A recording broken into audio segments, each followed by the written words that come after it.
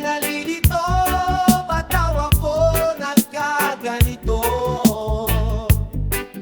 Kung ano ang dahilan, ako lang ang nakakaalam.